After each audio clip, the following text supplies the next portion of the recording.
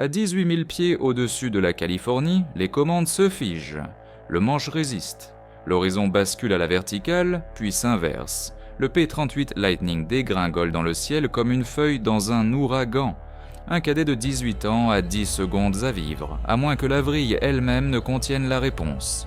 Février 1943. Le vent du désert soufflant depuis le lac asséché de Muro a un goût de craie et d'essence. Des rangées de chasseurs à double poutre scintillent dans la chaleur, leurs hélices contrarotatives cliquetant en refroidissant.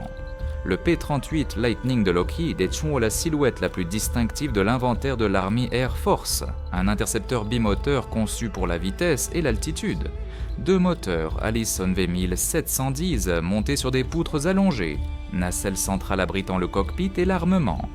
Train d'atterrissage tricycle qui lui donne l'air d'appartenir au futur, pas à 1943. Mais des pilotes meurent à ses commandes. Les accidents d'entraînement augmentent chaque mois. Le Lightning part en vrille sans avertissement. Une fois qu'il commence à dégringoler, les procédures de récupération standard échouent. Tirer sur le manche et ajouter du palonnier opposé. La méthode classique inculquée à chaque cadet depuis la Grande Guerre ne sert à rien. Parfois, elle accélère la spirale de la mort. Les instructeurs disent aux cadets de sauter en parachute si la vrille dure plus de 2 rotations. Mieux vaut un atterrissage en parachute que de s'enfoncer dans le Mojave à vitesse terminale. La guerre s'étend plus vite que la doctrine ne peut s'adapter. La production de chasseurs dépasse la formation des pilotes. De nouveaux appareils arrivent avec des particularités de pilotage que personne ne comprend pleinement. Le P-38 est entré en service si rapidement que les enveloppes de vol restent partiellement inexplorées. Les ingénieurs de Lockheed savent que la configuration à double poutre crée une poussée asymétrique dans certaines conditions. Ils savent que la compressibilité devient un problème dans les piquets à grande vitesse. Mais la dynamique de vrille dans un chasseur bimoteur est une frontière que personne n'a entièrement cartographiée. À l'aérodrome militaire de Muroc, les cadets effectuent une rotation dans la formation avancée de chasseurs. La plupart arrivent avec moins de 200 heures de vol. Ils apprennent le tir, le vol en formation et les interceptions à haute altitude. Le P-38 exige de la finesse. Ses hélices contrarotatives éliminent le couple, mais introduisent de la kanchimitim, de la complexité. Les procédures en cas de panne moteur nécessitent une correction immédiate. Sinon, l'appareil part enlacé dans une vrille à plat. Les cadets pratiquent les atterrissages sur un seul moteur jusqu'à ce que la mémoire musculaire supplante la panique. Certains échouent, quelques-uns meurent. Les mécaniciens savent quelque chose que les salles de briefing ignorent. Sur la ligne de vol, les chefs d'équipe comparent leurs notes après chaque incident. Ils voient des schémas dans les rapports d'épave. Les entrées en vrille se produisent lors de manœuvres agressives. Ressources brutales à faible vitesse. Tonneau déclenché avec une entrée de palonnier non coordonnée. Une fois inversé, l'appareil résiste à toute action corrective. Un chef d'équipe le mentionne à un instructeur de vol. L'instructeur hausse les épaules. La doctrine dit « sautez ». La doctrine est écrite dans le sang et la physique. Personne ne la remet en question. Si vous voulez plus d'histoires comme celle-ci, aimez et abonnez-vous pour que ces vies ne soient pas oubliées. Il s'appelait Ralph Hofer, né à Salem, dans le Missouri, en 1924. Un gamin de ferme aux mains stables et à l'esprit câblé pour les systèmes. Il s'est pris à conduire un tracteur à 9 ans, reconstruisant le carburateur quand il s'inondait. À 14 ans, il pouvait démonter un moteur et diagnostiquer les ratés au son seul. Son père dirigeait une ferme modeste qui a survécu à la dépression grâce à la frugalité et aux compétences en réparation. Ralph a hérité des deux. L'école était facile, les mathématiques surtout. Il voyait les équations comme des énigmes, des problèmes avec des solutions connaissables. Son professeur de physique a noté son intuition pour les forces, le levier, l'élan, la friction. Ralph ne mémorisait pas les formules, il comprenait pourquoi elles fonctionnaient. Quand le camion d'un voisin a perdu ses freins, Ralph a bricolé un contournement hydraulique temporaire en utilisant une pompe à vélo et de la tuyauterie en cuivre. Cela a tenu assez longtemps pour ramener le camion à la maison. Il s'est engagé 3 semaines après Pearl Harbor, trop jeune à 17 ans. Mais son acte de naissance était commodément vague. Le recruteur a jeté un coup d'œil à sa carrure maigre, fort de ferme, et à ses résultats de test, et a tamponné les papiers. Ralph voulait être pilote, pas pour la gloire. Il voulait comprendre comment le vol fonctionnait de l'intérieur. L'école au sol le fascinait. L'aérodynamique, le principe de Bernoulli. Comment une aile génère de la portance en accélérant l'air sur une surface asymétrique. Il esquissait des diagrammes dans les marges de son manuel, annotant les angles de décrochage et les différentiels de pression. La formation primaire s'est déroulée dans des biplans Stearman, ailes en tissu et cockpit ouvert. Ralph a volé en solo après 7 heures. Son instructeur a noté sa douceur sur les commandes, sa capacité à sentir l'appareil par les vibrations et le son. Il volait par instinct, mais un instinct ancré dans la logique mécanique. En vol en formation, il maintenait sa position sans dérive. Pendant les acrobaties aériennes, il gérait l'énergie avec précision, convertissant l'altitude en vitesse et inversement sans gaspiller d'élan. La formation avancée l'a amené à Muroc et au P-38. Le Lightning était une espèce différente. 2 fois le poids, 2 fois la puissance, 2 fois la complexité. Ralph l'a étudié comme il étudiait autrefois les moteurs de tracteurs. Il arpentait la ligne de vol avant l'aube, regardant les mécaniciens entretenir les Allison. Il posait des questions sur le fonctionnement du turbocompresseur, le flux de liquide de refroidissement et le calage des magnétos. Les chefs d'équipe l'appréciaient parce qu'il écoutait. La plupart des cadets traitaient les mécaniciens comme des machinistes. Ralph comprenait qu'il connaissait l'appareil d'une manière que les pilotes ne connaîtraient jamais. Il a effectué son premier vol en P-38 par un matin froid de janvier. La course au décollage a semblé éternelle. Le nez restait haut, bloquant la visibilité vers l'avant jusqu'à ce que le train tricycle se soulève. Puis le désert s'est éloigné et les 2 Allison ont chanté en harmonie. Ralph a senti la rigidité de la cellule, la façon dont elle résistait aux entrées de roulis à basse vitesse. Il a senti le léger lacet lors de l'accélération d'un moteur. Il a intériorisé le retour d'informations, construisant une carte mentale de la façon dont le Lightning répondait aux entrées de commande à travers son enveloppe de vol. Mais personne ne lui avait appris quoi faire quand cette enveloppe s'effondrait. Le problème n'était pas nouveau, il était structurel. La conception à double poutre du P-38 créait une asymétrie aérodynamique qui amplifiait les erreurs. Dans un chasseur monomoteur, une vrille est violente mais prévisible. L'appareil tourne autour d'un axe vertical. Nez vers le bas, une aile décrochée. La récupération est enseignée dans la formation primaire. Réduire la puissance, neutraliser les ailerons, appliquer le palonnier opposé pour arrêter la rotation. Pousser le manche vers l'avant pour casser le décrochage. Attendre que la vitesse augmente, se remettre à niveau. Mais le P-38 défiait cette logique. Son centre de gravité se situait entre 2 moteurs loin de la nacelle centrale. En vrille, une poutre montait tandis que l'autre descendait, créant un mouvement de culbute qui résistait aux entrées conventionnelles. Le gouvernail perdait son autorité lorsque l'écoulement d'air se séparait. Les gouvernes de profondeur montées sur la nacelle centrale étaient protégées par la cellule en rotation. La technique de récupération standard, palonnier opposé et manche vers l'avant, empirait parfois les choses. Les pilotes ajoutaient du palonnier opposé complet et l'appareil passait en vrille à plat inversé. Irrécupérable, fatal. Les ingénieurs de Lockheed le savaient.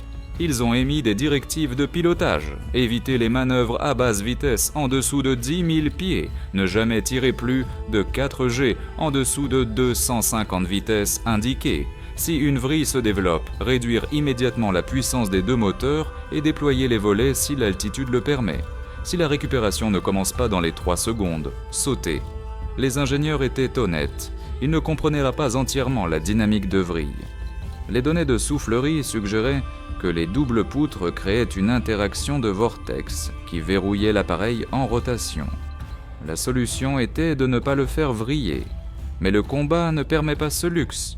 Au-dessus de la Nouvelle-Guinée et de l'Afrique du Nord, les pilotes de P-38 se sont battus avec des Zero et des Messerschmitt dans des combats tournants.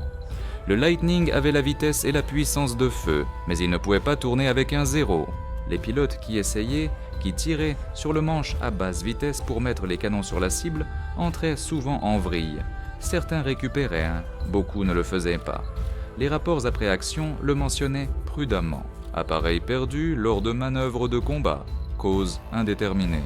Des témoins ont rapporté avoir vu le P-38 dégringoler, puis un filet de fumée, pas de parachute. Les commandements d'entraînement ont fait circuler les avertissements. L'évitement de vrille est devenu doctrine. Les instructeurs l'ont inculqué aux cadets. Ne dépassez pas l'enveloppe de virage du Lightning. Ne tirez pas et ne virez pas à basse vitesse. Si vous vous retrouvez en vrille, sautez. L'appareil est consommable, vous ne l'êtes pas. C'était un conseil judicieux soutenu par des dizaines d'accidents mortels. Mais cela signifiait aussi que le P-38 ne pouvait pas être piloté à ses limites théoriques. Ses performances en virage étaient limitées par la peur autant que par la physique. Certains cadets ignoraient les avertissements, de jeunes hommes qui croyaient que la compétence pouvait surmonter la conception. Quelques-uns ont essayé de se sortir des vrilles en utilisant la force brute. Aileron complet contre la rotation, plein gaz sur un moteur pour créer une poussée asymétrique. Ces techniques improvisées fonctionnaient occasionnellement. Plus souvent, elles ne fonctionnaient pas. Les enquêteurs sur les accidents trouvaient des épaves dispersées sur des kilomètres carrés. La force d'impact si grande que l'identification nécessitait des dossiers dentaires. Ralph Hofer a lu les rapports d'incidents. Il a vu le schéma. Les vrilles se produisaient lors de virages agressifs, généralement dans la zone d'entraînement lors de faux combats aériens. Les pilotes tiraient fort, perdaient de la vitesse, décrochaient une aile. L'appareil basculait inversé et commençait à dégringoler. La plupart sautaient immédiatement, mais Ralph a remarqué quelque chose dans les récits de survie. Les quelques pilotes qui récupéraient décrivaient à ne rien faire. Ils arrêtaient de lutter contre les commandes. Ils attendaient. Et parfois, pas toujours, le Lightning se redressait tout seul. Ralph a archivé ce détail. C'est arrivé un mardi. Ciel dégagé, légère turbulence. Ralph effectuait des acrobaties en solo à 18 000 pieds. Son profil de mission prévoyait des boucles, des tonneaux et des virages Zimmelmann. Il pratiquait la gestion de l'énergie, échangeant la vitesse contre l'altitude et inversement, apprenant à sentir le bord de l'enveloppe sans le franchir. Il est entré dans un tonneau lent à 250 nœuds, application douce de l'aileron. L'horizon a tourné. Il a maintenu le tonneau inversé, regardant le Morave tourner en dessous, puis la vitesse a diminué plus vite que prévu. Le nez a plongé. Il a corrigé avec une pression arrière sur le manche. Trop. L'aile a décroché. Le P-38 a basculé à gauche. Le monde a dégringolé. Tableau de bord. Ciel. Désert. Ciel. La vrille s'est développée instantanément. Ralph a senti la rotation écœurante, les forces G le poussant latéralement dans le harnais. Son oreille interne hurlait. Il a instinctivement enfoncé le palonnier droit. Rien. La vrille s'est accélérée. L'altimètre se déroulait. 17 000 pieds. 16 000. La doctrine disait de sauter. La main de Ralph s'est déplacée vers la libération de la verrière. Puis il s'est arrêté. Il a pensé au rapport de survie, au pilote qui ne faisait rien. Il a relâché le manche. Manche neutre, palonnier neutre, les deux manettes au ralenti. Le Lightning a continué à vriller. 15 000 pieds, 14 000. Le désert remplissait sa vision. Il s'est forcé à attendre. La vrille semblait éternelle. Son estomac s'est noué. La sueur a trempé son col malgré le froid en altitude. Puis il l'a senti, un léger changement dans la rotation. Le nez a plongé plus bas, la vrille a ralenti, pas arrêté. Ralenti, Ralph n'a pas bougé, il a laissé l'appareil tomber. 13 000 pieds, la vrille est passée de plataner vers le bas. La vitesse a commencé à augmenter, le gouvernail a retrouvé son autorité. Ralph a appliqué un palonnier opposé doux. La rotation s'est arrêtée, il a tiré doucement sur le manche, l'horizon s'est nivelé, il volait à nouveau, ses mains tremblaient, sa respiration était rapide, il a vérifié son altitude, 11 000 pieds, il avait perdu 7 000 pieds dans la vrille et la récupération. S'il avait été plus bas, il serait mort, mais il ne l'était pas, il avait récupéré, pas en luttant, en attendant. Ralph s'est mis à niveau et a fait des cercles, son pouls a ralenti. Son esprit est passé de la survie à l'analyse. Il a rejoué la séquence, le décrochage, le basculement, l'accélération initiale de la vrille quand il a ajouté du palonnier, puis la stabilisation quand il a relâché les commandes, la transition lente vers une attitude née vers le bas alors que l'appareil trouvait sa posture de chute naturelle, le retour de l'écoulement d'air sur les surfaces de contrôle. Il voyait maintenant, lutter contre la vrille perturbait davantage l'écoulement d'air. Ne rien faire permettait à l'appareil de tomber dans une configuration où les commandes fonctionnaient à nouveau. Il ne l'a pas signalé immédiatement. Il voulait être sûr. La doctrine était doctrine pour une raison. Une survie pouvait être de la chance. Alors il est remonté en altitude et l'a refait. Il a délibérément fait décrocher l'appareil en vrille, commande neutre, manettes au ralenti, attendre. La vrille s'est développée, il est tombé. 15 secondes, 20, puis le nez a plongé, la vitesse a augmenté, l'autorité du gouvernail est revenue. Il a récupéré à nouveau. Ralph a atterri et est resté assis dans le cockpit un long moment. Les chefs d'équipe se sont approchés en demandant si tout allait bien. Il a hoché la tête. Il a signé la décharge de l'appareil et s'est dirigé vers le bâtiment des opérations. Il n'a pas mentionné les vrilles. Pas encore. Il devait comprendre pourquoi cela fonctionnait avant de le dire à qui que ce soit. Au cours des 2 semaines suivantes, Ralph a testé sa théorie. Chaque fois qu'il volait en solo, il variait l'altitude, la vitesse et la technique d'entrée en vrille. Il entrait en vrille à partir de tonneaux lents, de virages déclenchés, de décrochages accélérés. Chaque fois, il suivait la même procédure, relâcher les commandes, laisser l'appareil tomber, attendre la transition aérodynamique, puis récupérer doucement. Cela fonctionnait à chaque fois. L'altitude de récupération variait. Parfois il perdait 3000 pieds, parfois 6, mais le Lightning sortait toujours.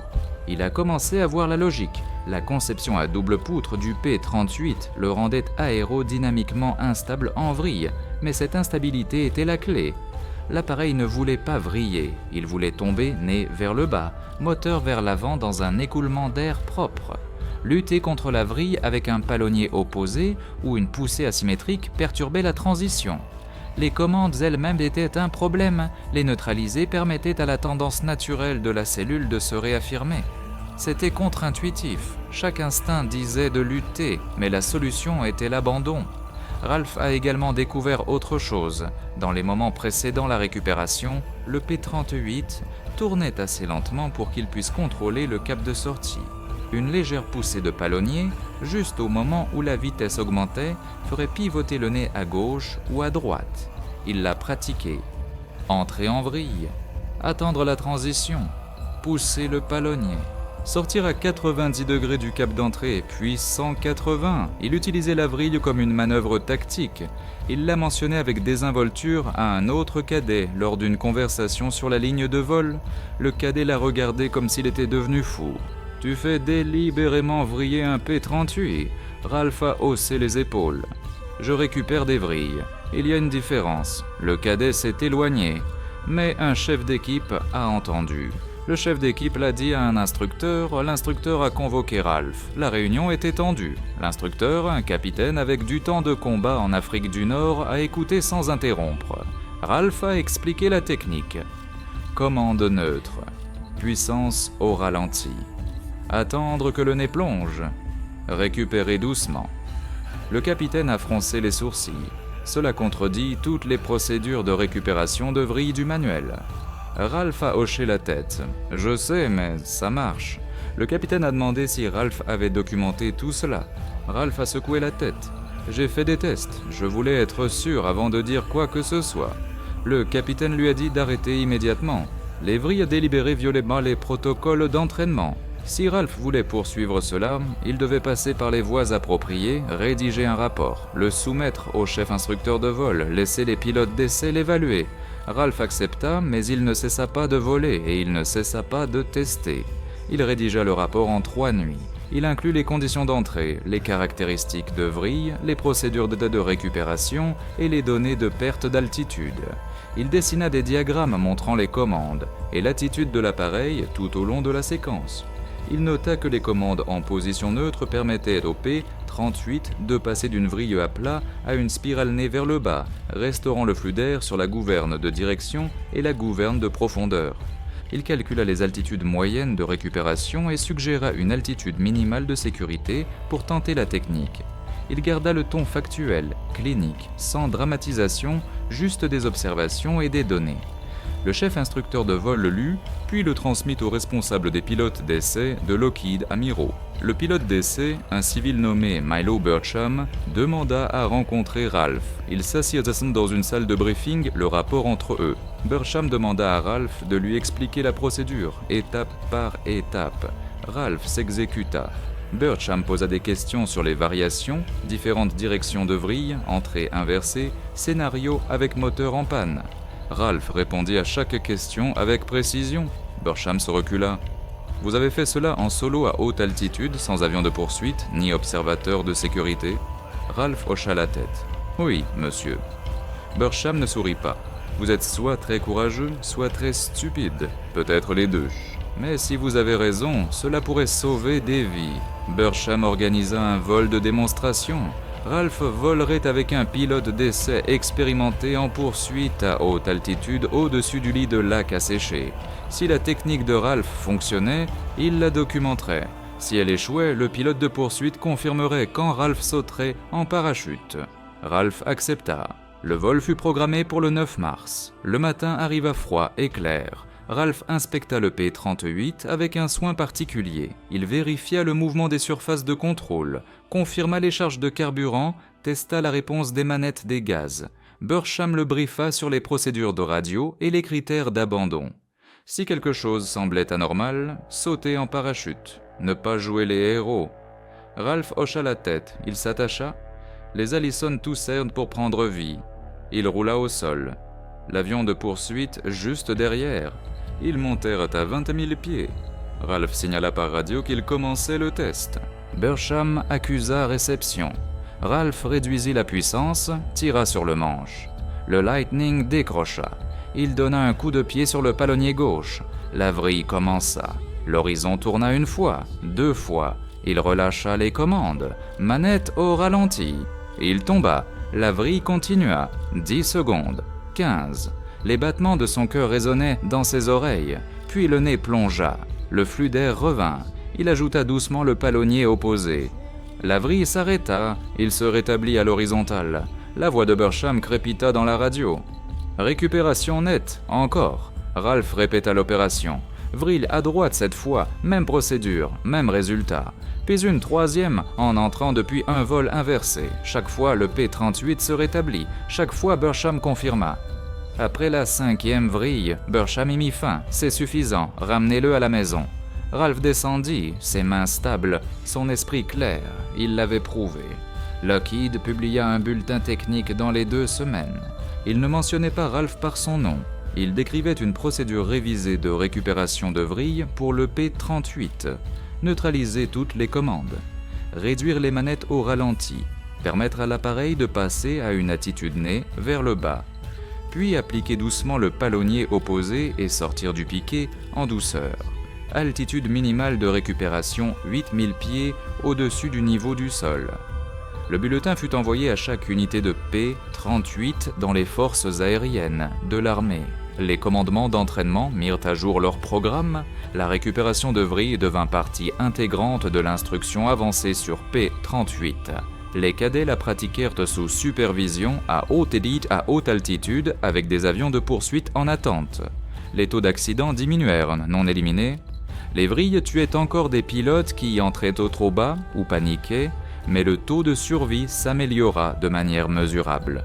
Les pilotes qui autrefois auraient sauté en parachute avaient maintenant une seconde option. Dans les théâtres de combat, la technique eut un impact plus subtil. Les pilotes de P-38 commencèrent à utiliser les vrilles intentionnelles comme manœuvre d'évasion. Surpris par des chasseurs ennemis, ils entraînèrent dans une vrille délibérée, perdant plusieurs milliers de pieds en quelques secondes, tout en changeant de cap. Les appareils poursuivants dépassèrent souvent leur cible ou la perdirent de vue. Une fois dégagé, le pilote de P-38 se rétablissait et s'échappait à basse altitude. Ce n'était pas une tactique de combat aérien, c'était une échappatoire, mais elle fonctionnait. Ralph Hofer obtint son diplôme d'entraînement au vol en avril 1943.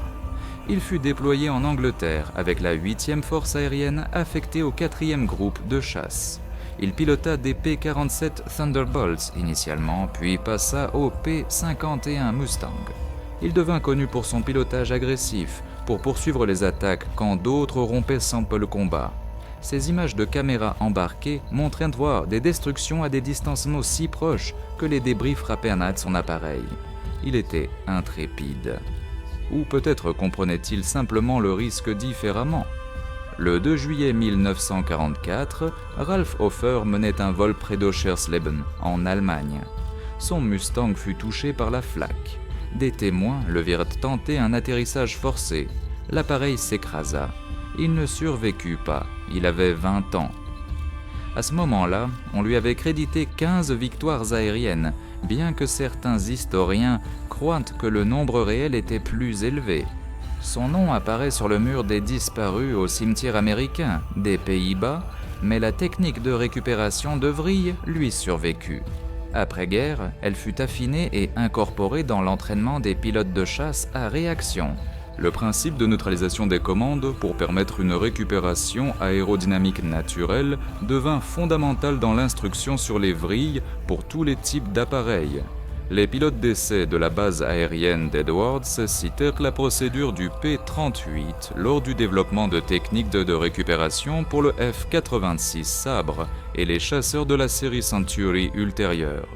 La logique que Ralph découvrit à 18 ans influença l'entraînement au vol pendant des générations.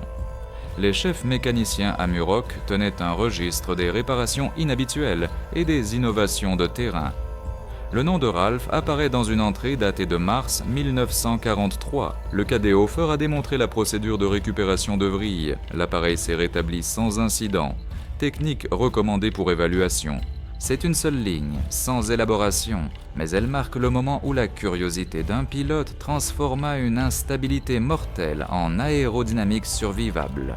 En 1952, l'armée de l'air publia une étude complète sur les caractéristiques de vrille des chasseurs. La section sur le P-38 incluait une note de bas de page. Elle faisait référence à une procédure de terrain développée pendant l'entraînement en temps de guerre, notant que la technique contredisait la doctrine conventionnelle, mais s'avéra efficace dans la pratique. La note de bas de page ne nommait pas Ralph Hofer.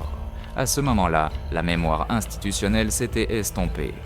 La technique faisait simplement partie du programme, son origine perdue dans la bureaucratie et le temps. Mais les mécaniciens se souvenaient. Les vieux chefs mécaniciens, retraités dans les années 50, racontèrent des histoires lors des réunions. Ils se souvenaient du gamin de ferme qui posait trop de questions. Le cadet qui arpentait la ligne de vol à l'aube, esquissant des diagrammes, réfléchissant à des problèmes que personne d'autre ne voulait aborder. Il se souvenait du jour où il prouva que tomber pouvait être plus sûr que combattre.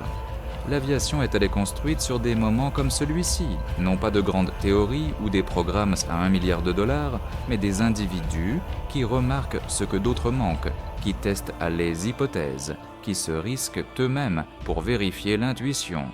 Ralph Hofer n'inventa pas l'aérodynamique, il ne reconçut pas le P-38. Il observa simplement, expérimenta et fit confiance à la logique plutôt qu'à la peur. Le P-38 continua à servir tout au long de la guerre. Il escorta des bombardiers au-dessus de l'Europe. Il chassa des sous-marins dans le Pacifique. Il abattit plus d'appareils japonais que tout autre chasseur dans le théâtre. Les pilotes l'aimaient et le maudissaient à parts égales. Il était rapide, puissant, complexe et impitoyable. Mais après mars 1943, il fut un peu moins mortel pour ses propres pilotes. Il existe une photographie de Ralph Hofer prise quelque part au début de 1944. Il se tient à côté d'un P-50 et un Mustang, harnais de parachute lâche autour de ses épaules, visage ombragé par l'aile. Il paraît jeune, incroyablement jeune, mais ses yeux sont concentrés, mesurant quelque chose au-delà du cadre de la caméra. Il réfléchit, toujours en train de réfléchir. Il n'écrivit jamais de mémoire. Il ne laissa aucune lettre philosophant sur le courage ou l'innovation. Il pilota simplement, testa et passa au problème suivant. Son héritage est une procédure enfouie dans les manuels d'entraînement, une note de bas de page dans une étude technique, une seule ligne dans le registre d'un chef mécanicien et des milliers de pilotes qui se rétablirent de vrilles dont ils n'auraient autrefois pas survécu. Au final, la contribution de Ralph Hofer ne fut pas une arme ou une tactique. Ce fut un don de temps, les secondes entre la panique et la mort, l'altitude entre l'instinct et l'impact.